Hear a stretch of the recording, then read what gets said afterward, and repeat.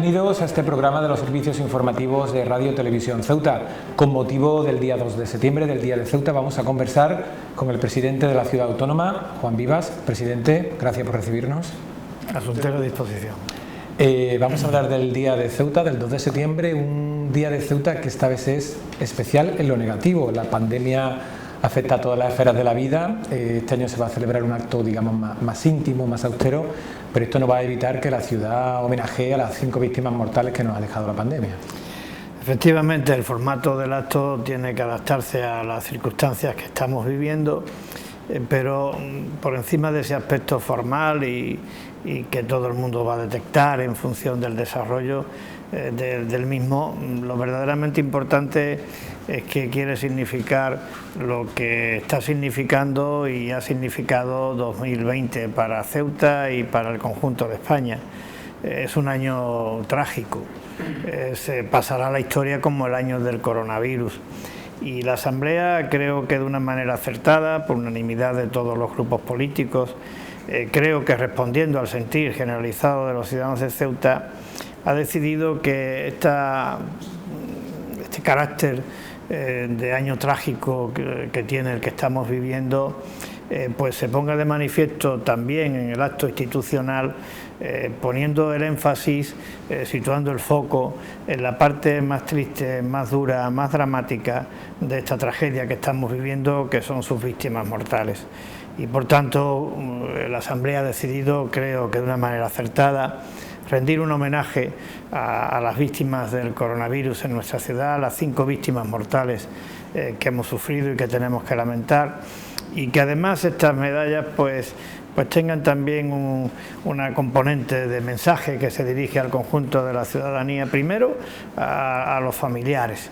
El consuelo no van a tener, pero de alguna manera que sepan que la institución que representa a todos los ceutíes también tiene corazón. En este caso ese corazón se manifiesta en forma de mensaje de apoyo, de ánimo, de consuelo, y de hacerles ver que el mejor homenaje y la manera más positiva de poder honrar la memoria de los seres que se fueron, esos seres a los que ellos no pudieron despedir ni acompañar en el último trance, estoy seguro que desean que sean felices y que procuren hacer felices a quienes les rodean. Pretendemos transmitirle ese mensaje y pretendemos también transmitirle al conjunto de la ciudadanía con esa decisión, que es muy importante la salud, y que la salud hay que protegerla con medios, con los dispositivos adecuados para prevenir el contagio, para controlar el seguimiento y la evolución de la pandemia, con una asistencia hospitalaria adecuada, pero también con la responsabilidad personal de plantarle cara al virus y de atender las recomendaciones que recibimos de las autoridades sanitarias. Presidente, unas medallas de la autonomía que se fundamentan en un estatuto que fue aprobado en el 95, si no recuerdo mal. ¿La autonomía de la que disfrutamos actualmente es la que se creyó entonces? ¿Es mejor, es peor o es otra cosa? Toda obra humana es mejorable y por tanto nuestro estatuto de autonomía también es mejorable. Fundamentalmente creo que en lo que concierne a eliminar las dudas que puedan existir respecto de determinadas capacidades que la ciudad pueda tener para autoorganizarse, que es donde ha estado en gran medida la polémica. Pero creo que si lo miramos desde una perspectiva de la trascendencia política que tiene la herramienta y la propia configuración jurídica como autonomía, pues creo que es importante y creo que ha sido un avance histórico de mucho calibre, porque creo que el Estatuto de Autonomía, el acceso de Ceuta a su autogobierno mediante ley orgánica y dentro de la indisoluble unidad de España, creo que nos pone como parte integrante de la estructura territorial del Estado autonómico, en situación de igualdad con el resto de autonomías y formando, como digo, parte integrante del mismo. Esta misma semana habrá una nueva conferencia de presidentes, allí estará la voz de Ceuta, para poder manifestar lo que los ceutíes consideran que son sus legítimas demandas. Ahora toca el ámbito sanitario, pero en cualquier otra parcela Por tanto, creo que ese nivel de rango institucional, equiparable al resto de las autonomías españolas, pues me parece que es importante. 19 autonomías y una sola nación, España, la patria común indivisible de todos los españoles. Y desde el punto de vista de lo más tangible, de lo más material, pues evidentemente el Estatuto creo que ha significado avances significativos en los servicios públicos fundamentales, en cualquiera de los servicios públicos fundamentales. Creo que el Estatuto ha significado un fortalecimiento para llevar a cabo esos logros para beneficiar a los servicios y en última instancia la calidad de vida de los ceutíes, pero también para mejorar nuestra capacidad financiera, nuestra solvencia financiera.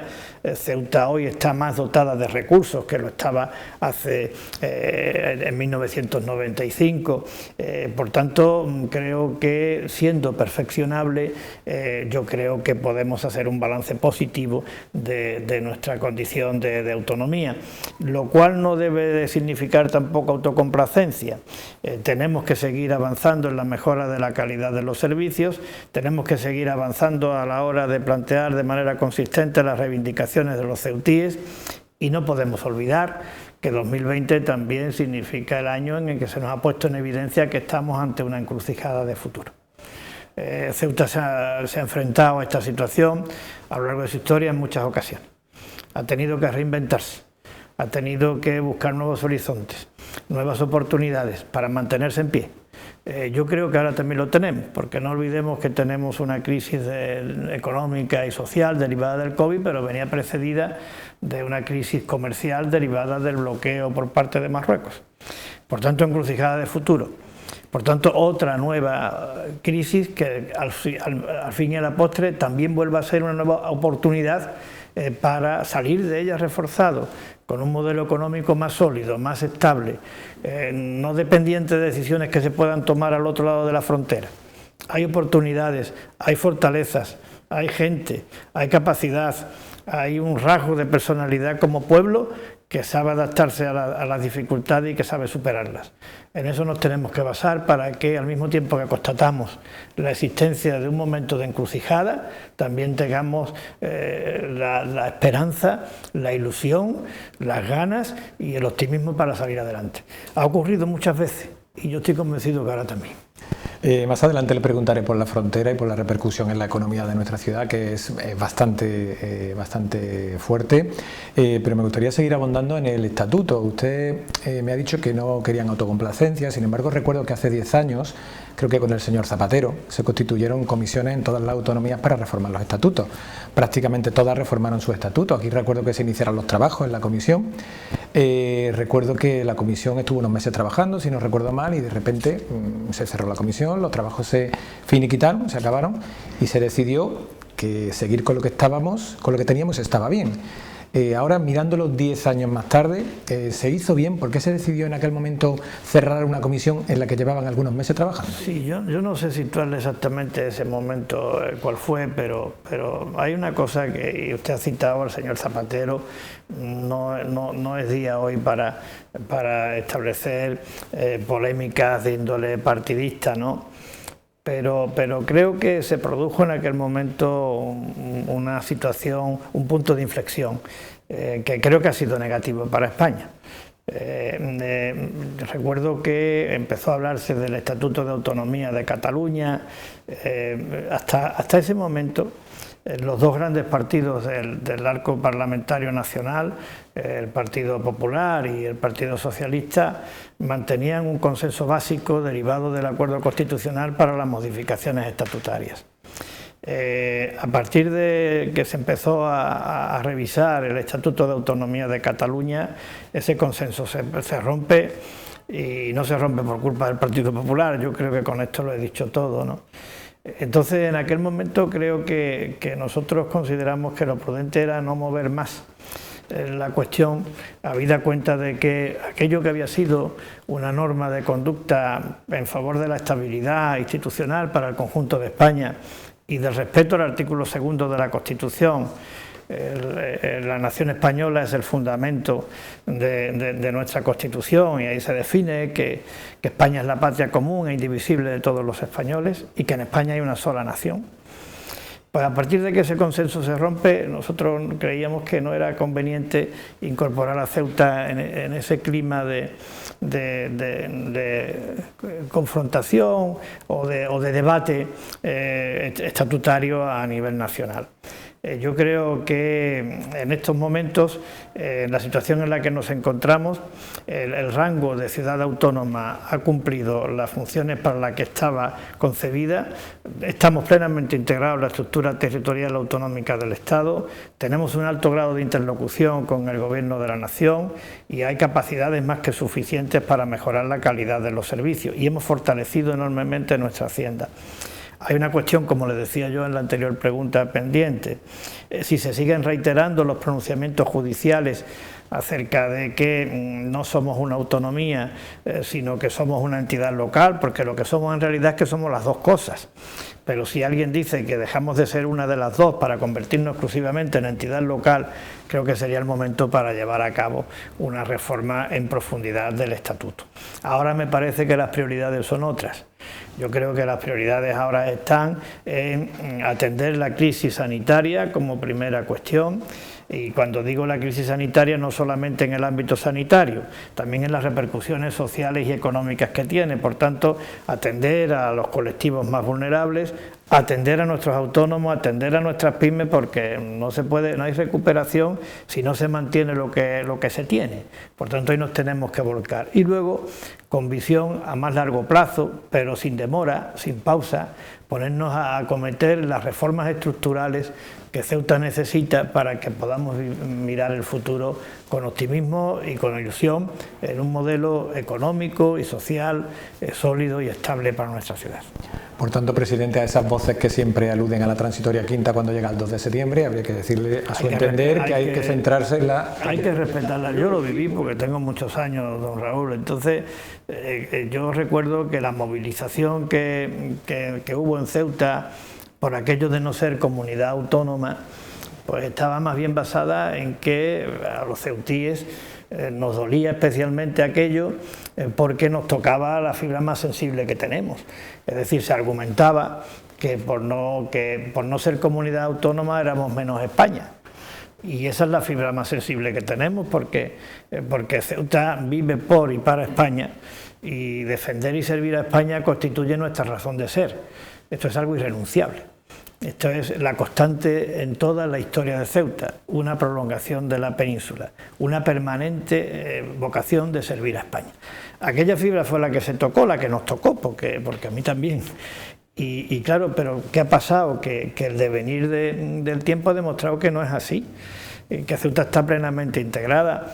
Este viernes tendremos una conferencia de presidentes, yo ya no sé a cuántas he ido, pero vamos, últimamente a muchas, pero vamos con el resto de presidentes autonómicos.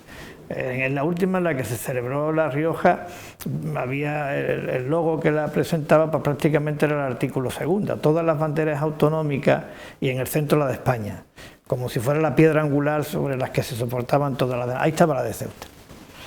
Y cuando llega el acto solemne de celebración de la hispanidad, pues Ceuta está como cualquier autonomía. Y en el Consejo de Política Fiscal y Financiera, que un papel tan importante está jugando en esta crisis, en las crisis anteriores y en la estabilidad presupuestaria, pues ahí está Ceuta. Y a la hora de los fondos estructurales europeos está Ceuta. Y en las conferencias sectoriales está Ceuta. Por tanto, esa cuestión que se decía de que esto debilitaba nuestra presencia en la estructura del Estado, no. Estamos por partida doble. Estamos como autonomía y estamos como entidad local, por tanto, como una entidad fundamental dentro de esa estructura territorial. Ese argumento ha decaído y ahora lo que tenemos que ser es eficaces. Eficaces para que esta herramienta sea una herramienta ágil. Una herramienta ágil ¿al servicio de qué? Al servicio del desarrollo de Ceuta y al servicio del bienestar de los ceutíes. Creo que ahí tenemos mucho camino por recorrer, pero es más cuestión de ordenación interna de nuestros recursos y capacidades que de una modificación estatutaria, salvo, como le he dicho antes, que se pusiera en cuestión el carácter autonómico. En este sentido, ¿echa usted de menos alguna competencia en el Estatuto ceutí? Lo digo porque esta pandemia, por ejemplo, ha revelado la importancia de competencias como sanidad y educación. Estoy seguro de que algunas regiones se arrepienten de haber asumido competencias que conllevan un gasto tan enorme. A usted siempre le he escuchado que sanidad y educación tienen que estar en manos del Estado. Supongo que en momentos de pandemia también. Y si me dieran la oportunidad de poner el espejo retrovisor, mi modesta impresión es que menores también tendría que estar en el ámbito de la Administración General del Estado.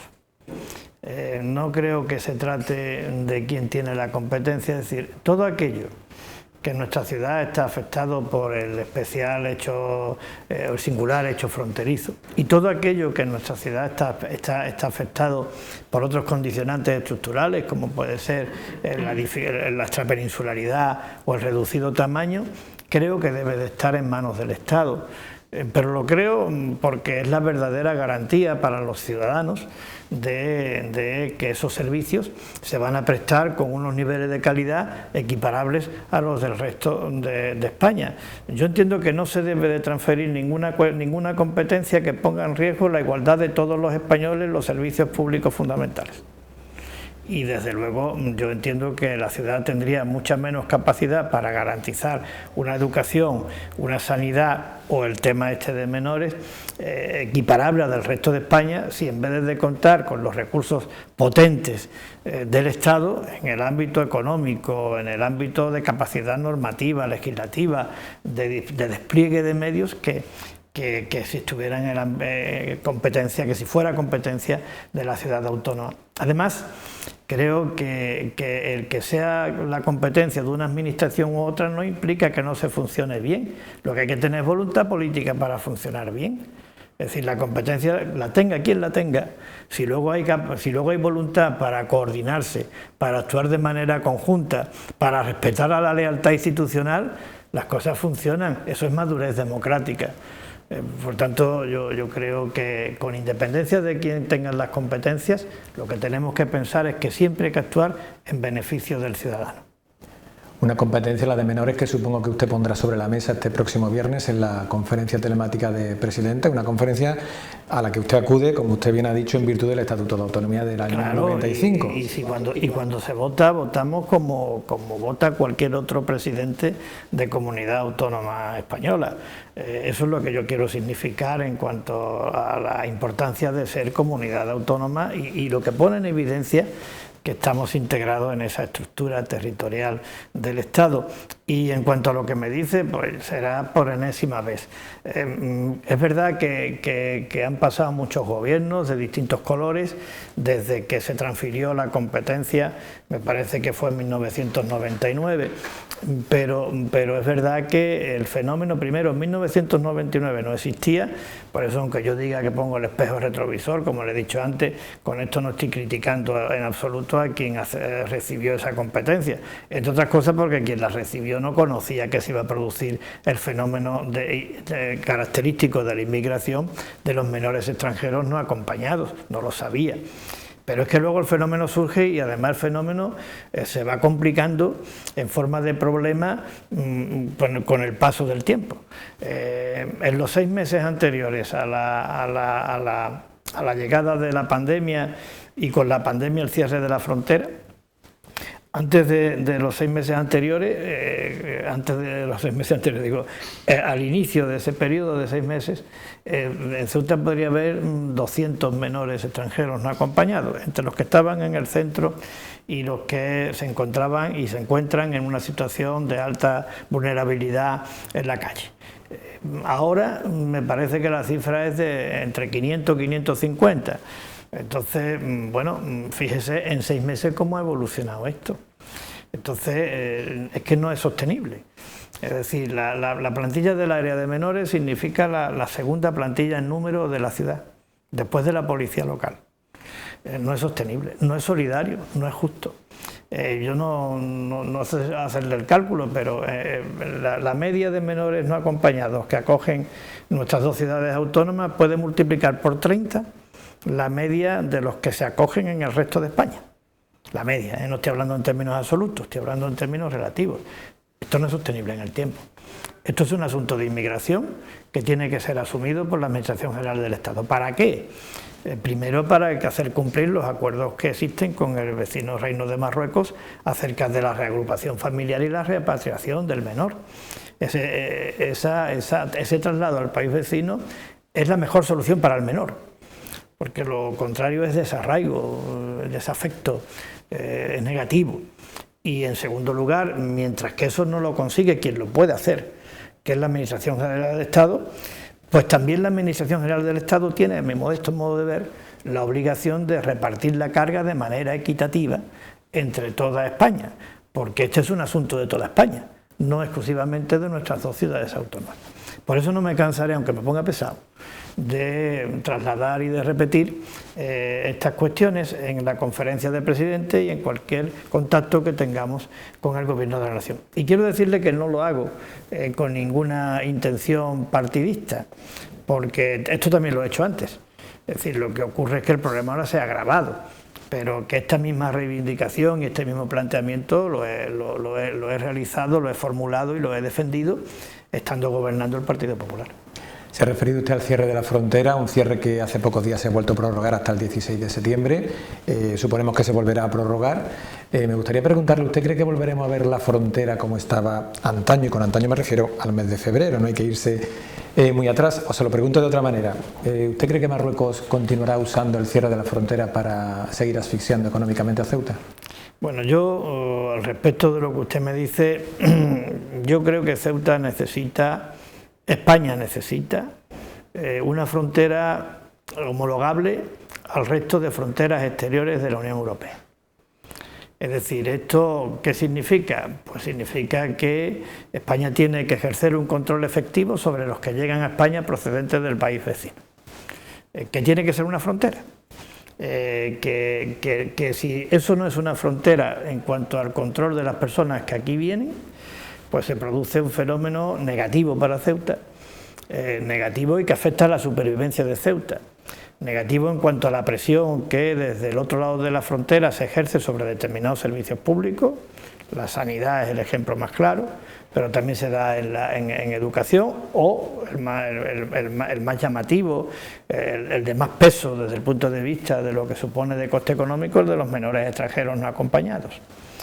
También repercute negativamente en la economía informal o sumergida que se produce en Ceuta, y sobre todo corre el riesgo de convertir a nuestra ciudad en lo que no queremos que se convierta.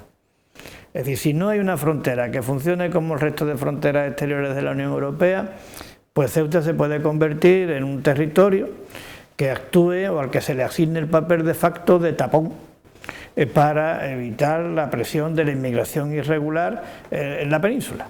Es decir, de tapón para aquellas personas que vienen del otro lado y quieren dar el salto a la península. Ese no es el papel que se corresponde con una ciudad que quiere desarrollarse, que quiere ser dinámica, que quiere avanzar, que quiere unos estándares equiparables, una aspiración absolutamente legítima con el resto de España.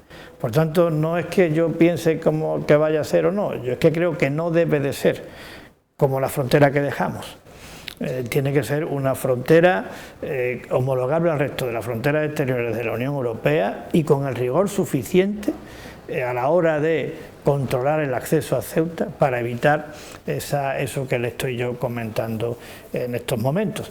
Eso no significa que con esto esté yo de alguna manera ocultando o no desvelando o no siendo explícito respecto a otra cosa que lo voy a afirmar ahora mismo, y es que eso tiene que ser compatible con unas buenas relaciones de vecindad con el país vecino, por supuesto, y si a Ceuta tienen que venir turistas, pues que vengan, pero que vengan turistas, o todo aquel que tenga que venir a Ceuta a trabajar o por un motivo justificado, pero que sepamos quién entra y para qué entra. Y también quiero decirle que esas buenas relaciones de vecindad tienen que estar basadas en el respeto recíproco, y subrayo lo de recíproco. Es decir, es incompatible con el respeto recíproco tener que consentir injerencias por parte del país vecino que pueden minar la moral de nuestro pueblo, me refiero a los ceutíes, o que puedan poner en entredicho nuestra dignidad como nación.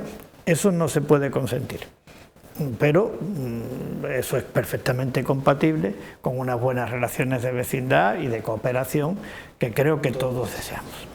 Y teniendo en cuenta el cierre de la frontera, el efecto negativo de la pandemia, ¿podríamos decir que los presupuestos de la ciudad, los que se van a empezar a preparar, supongo que ya, en el último cuatrimestre del año, van a ser unos presupuestos de guerra, entre comillas? A ver si me comprende, unos presupuestos en los que necesitará usted el apoyo de algún grupo también para sacarlo adelante. ¿Cuáles van a ser las líneas más? La calificación, hombre, no quiero yo secundarla, pero tampoco quiero ponerme muy separado de la misma, ¿no? Van a ser unos presupuestos muy difíciles. Tenemos un trámite antes, o no un trámite, tenemos una decisión política anterior, una iniciativa política anterior, que es el expediente de modificación de créditos del presupuesto de 2020, en el que se va a materializar la aplicación de los 25 millones de euros del fondo adicional no reembolsable, la reprogramación del FEDER, y estamos un poco a la expectativa de los 7,2 millones, pero vamos, eso va a ser también una iniciativa política desde el punto de vista presupuestario de mucha trascendencia, porque se trata de ajustar los presupuestos que aprobamos sin pandemia a la ejecución de unos presupuestos con pandemia, con sus derivadas, tanto sanitarias como sociales como económicas. Entonces eso hay que ajustarlo y tiene que venir a pleno a ser posible a lo largo del mes de septiembre. Pero los presupuestos del año que viene, contestando ya directamente a su pregunta, pues sí que van a ser unos presupuestos muy difíciles. Yo la calificación ya la dejo para la creatividad periodística, pero muy difíciles sin duda alguna, porque hay que tener en cuenta que vamos a tener menos ingresos y vamos a tener más necesidades. Por tanto, habrá que hacer ajustes. El asunto está en elegir bien las prioridades y dónde hacemos los ajustes. Y yo creo que a priori, ahora se está trabajando en eso, pero yo creo que a priori tenemos que tener claras cuáles son las prioridades.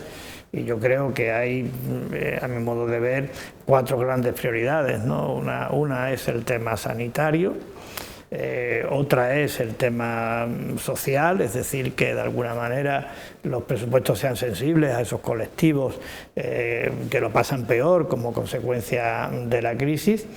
Y social y económico para mí van asociadas de una manera directa, porque claro, cuando hablamos de los colectivos que los pasan mal como consecuencia de la crisis, no nos podemos olvidar de nuestros autónomos, no nos podremos olvidar de nuestras pymes, no nos podremos olvidar del tejido empresarial, que es el que de alguna manera mantiene las capacidades para poder seguir pensando en un futuro de recuperación. Si no, sobre la nada puede construirse. Por tanto, ahí esa resistencia, la ciudad tiene que ser sensible a esa cuestión. También el funcionamiento de los servicios básicos me parece a mí que es otra prioridad fundamental. Tenemos encomendados muchos servicios básicos que tienen que mantenerse, porque del buen funcionamiento de los mismos depende la calidad de vida de los ceutíes, en definitiva la igualdad de los ceutíes con el resto de España. Y el cuarto capítulo que tenemos que ir sembrando para esas reformas estructurales de un modelo económico que no dependa de la frontera, que no dependa de las decisiones que se puedan tomar con Marruecos, que apueste por la transformación, que apueste por la economía digital, por el comercio electrónico, por el puerto, por el turismo, por la economía circular en el ámbito del medio ambiente. Hay que ir apostando. Tenemos una oportunidad también de acompañar esas expectativas con el Fondo Europeo para la Recuperación, que para eso está concebido. Y la llave está en que seamos capaces de encontrar la mayoría suficiente para aprobar esos presupuestos.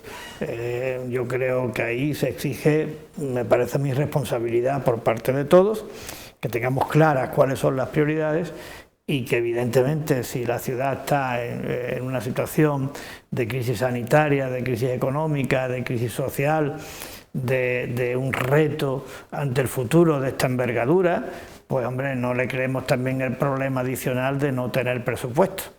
Es verdad que van a ser unos presupuestos difíciles, pero yo confío en que los vamos a sacar adelante.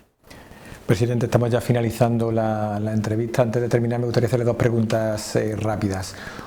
Otra polémica que siempre surge todos los años con motivo del 2 de septiembre, la polémica en torno a la fecha. El 2 de septiembre celebramos, como usted bien ha dicho muchas veces, la entrada en la Edad Moderna, la llegada de Portugal a Ceuta. Hay quien aboga por trasladar esa fecha al día en que Ceuta decide entre España y Portugal y se decanta por España. ¿Usted cree que es una polémica estéril? ¿Cree que esto no va a ningún sitio? ¿Se descarta el cambio de fecha alguna vez? Yo creo que no tiene sentido la polémica, es decir, yo creo que es un intento un poco de llamar la atención o de perjudicar al legado portugués, cosa que me parece absolutamente inmerecida. Es decir, yo creo que asociar el legado portugués como una situación de la que, o como un legado del que no participan todos los ceutíes, me parece que no se corresponde con la realidad ni con lo que a Ceuta le conviene. Entiendo que el legado portugués es un legado que está vivo y que además no podemos hacer desaparecer. Es decir, mañana cambiamos el 2 de septiembre, que está vinculada a la efeméride, es cuando don Juan I de Portugal le cede la gobernanza de la ciudad a don Pedro de Meneses, por tanto, legado portugués. ¿Qué pasa? Quitamos el 2 de septiembre, pero yo desde luego creo que a nadie se le ocurriría decir que vamos a cambiar la bandera de Ceuta, ¿no?, que también forma parte del legado portugués. A nadie se le ocurriría decir que vamos a quitar el escudo, que también forma parte del legado portugués. A nadie se le ocurriría decir que vamos a cambiar nuestra patrona, que también forma parte del legado portugués. El legado portugués está vivo en nuestros símbolos más queridos, pues está vivo en algunas de las tradiciones más queridas de nuestra ciudad. Ahí está San Antonio, entre otras.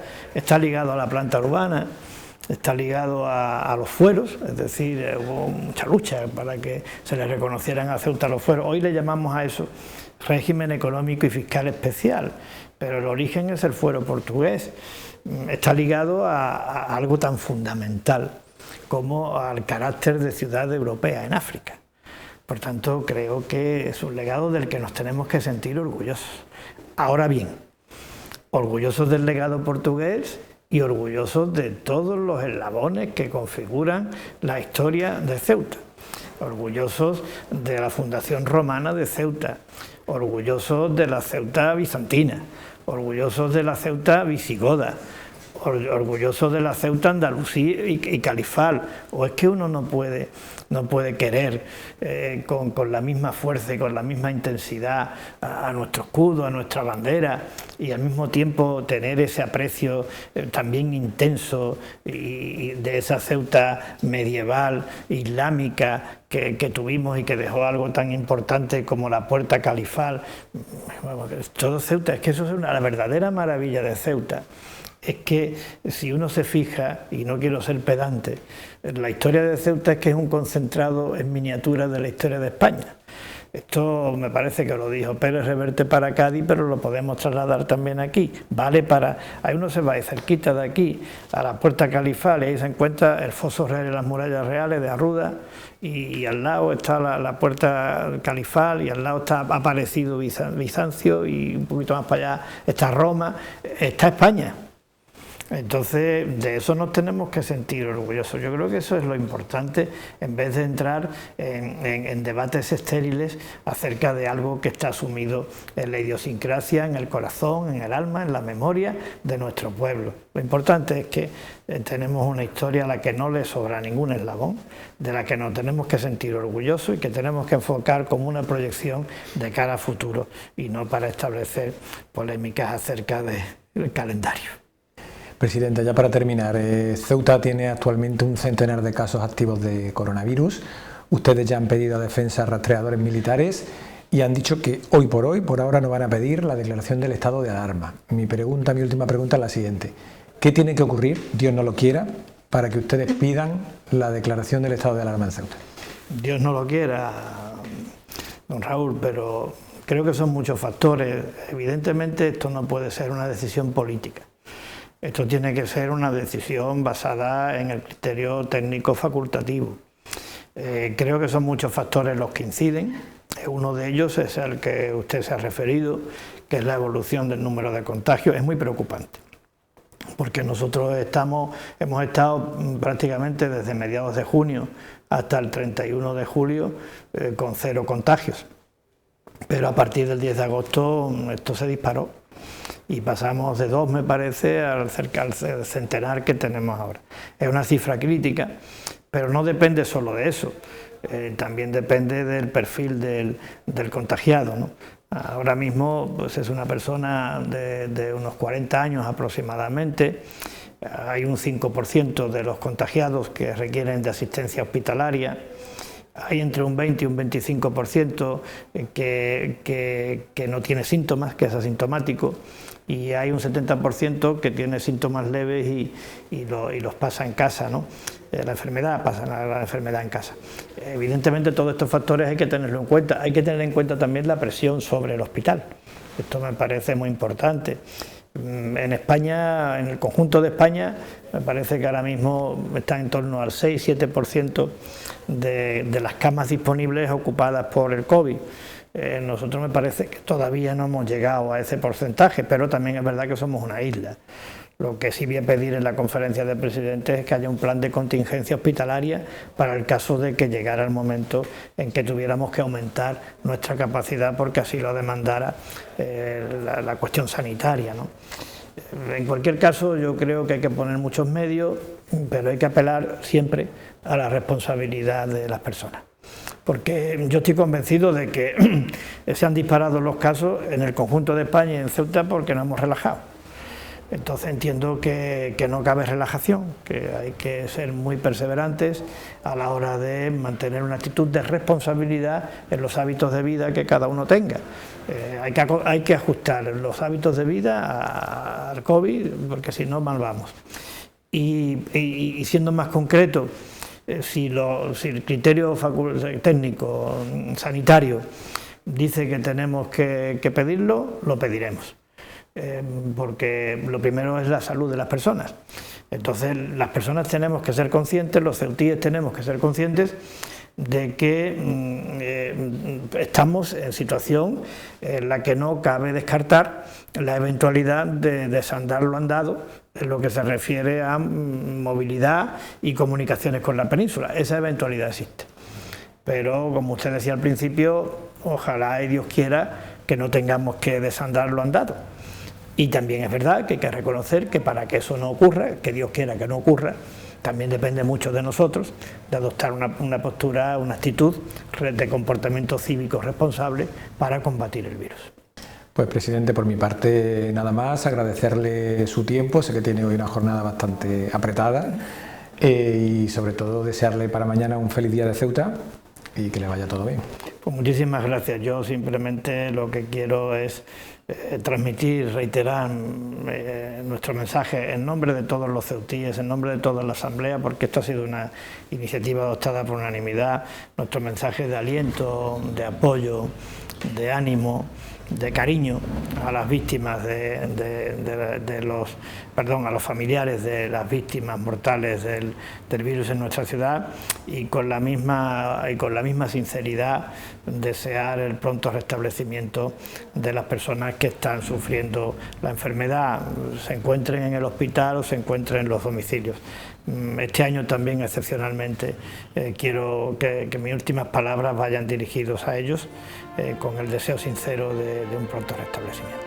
Pues muchas gracias, presidente, y también muchas gracias a todos ustedes, desearles también un feliz día de Ceuta, pedirles que sigan con nosotros aquí en la televisión pública, que sean felices. Adiós.